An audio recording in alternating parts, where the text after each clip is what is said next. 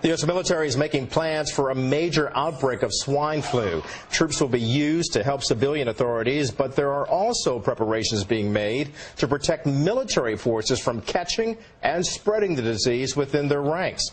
Marianne Silver is live in Atlanta now. And Marianne, why is the military so concerned, and what led to this type of action to try and stop the spread? Hi, Kelly. The military has confirmed over 2,300 cases of swine flu among active duty troops.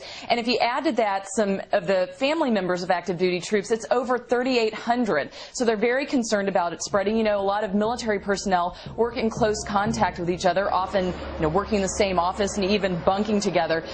So just like what we've seen over the summer with those kids in summer camps, the virus spreading quickly, they're worried about the same thing happening to the military. Yeah, it certainly could weaken the military troop strength if that should happen. Exactly what is being done, however, to prevent H1N1 from spreading among the troops to begin with?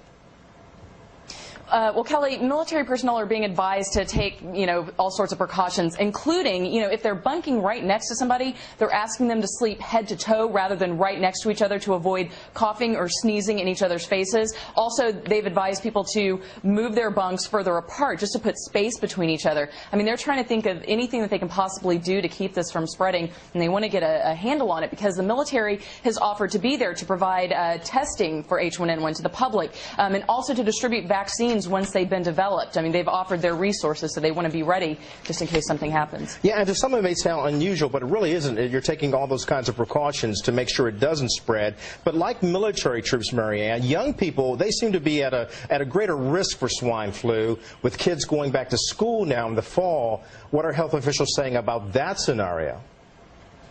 Well, Kelly, that is a big concern. CDC officials announced earlier this week that they are worried that we're going to see a huge increase in the number of cases, even more so than what we saw in the spring when everything started, because kids are going to be going back to school. They identified hundreds of cases in kids that attended summer camps over the summer. That's got them worried because the kids, of course, in classrooms are going to be in close contact with each other, and they're racing right now to get a vaccine available. They're going to have 40 million doses, they hope, by September, and another 120 million by mid-October, and they're hoping that that's going to hopefully help keep it from spreading if they can get some people vaccinated. Absolutely, and you can be sure that a lot of parents out there are indeed very concerned about this one. Marianne Silver, live in Atlanta. Thank you, Marianne. Good to see you. Thanks, Kelly. Good All to right, see you. pay attention to this one. I know you like to go to movies. Yeah.